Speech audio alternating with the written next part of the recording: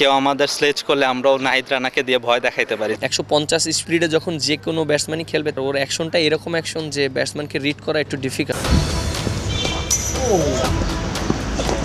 প্রতিপক্ষের ত্রাস, গতিময় নাহিদ রানা 2024-এর সেরা ফাইন্ডিং। দেশের বড় সম্পদটাকে কি নষ্ট করে ফেলা হচ্ছে? বিপিএলের শুরুর দিকে নাহিদের আগুনের গোলার সামনে কেঁপেছে ব্যাটাররা। সেই আগ্রাসী পেসারই টুর্নামেন্টের শেষ দিকে কেন হয়ে গেলেন বড্ড অর্ডিনারি? বিপিএলে 12 ম্যাচে 10 উইকেট, শেষ 4 ম্যাচে ছিলেন উইকেটলেস। সবশেষ 7 ম্যাচের হিসেবে গেলে অবাকই হতে হয়। এই 7 ম্যাচে শিকার করেছেন কেবল একখানা। Nahid Rana is a great prospect. ওই একটা স্বভাব আছে যে কেউ যদি একটা ভালো করে, ওর আমরা 3 ফরম্যাটই এক সমানে খেলানো শুরু করি। I'm a little bit concerned about is too much cricket. টানা খেলার ধকলে কি গতি আর রিদমে হেরফের? 13 ম্যাচের মধ্যে 12টাতেই নাহিদকে একাদশে রেখেছিল রংপুর রাইডার্স। কেবল 8 নম্বর ম্যাচে এই পেসারের বিশ্রাম মিলেছিল। অথচ বিপিএল শুরুর আগেই নাহিদকে বুঝে শুনে ওয়ার্কলোড ম্যানেজ করে খেলানোর বার্তা দিয়েছিল সবাই। রান-আপের সঙ্গে গতি কমে যাওয়ায় হেড কোচও কি দুশ্চিন্তায়? The last couple of games he has looked slower than normal.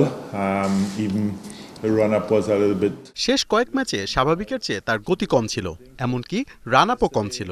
সে কদিন বিশ্রাম পেয়েছে।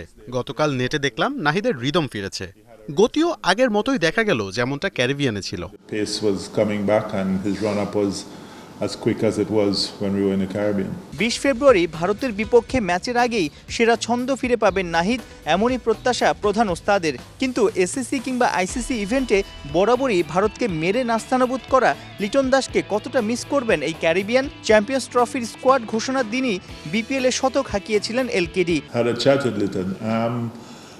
I think Litton, when the team was selected, obviously as players we get disappointed when we're not in squads. আমার লিটনের সঙ্গে কথা হয়েছে। অবশ্যই দলে না থাকলে যে কারোরই মন খারাপ হয়। সে তার ব্যাটিং নিয়ে অনেক কাজ করছে, বিপিএলও ফর্মে ফিরেছে। অবশ্যই এই ধরনের খেলোয়াড়কে যে কেউ মিস করবে।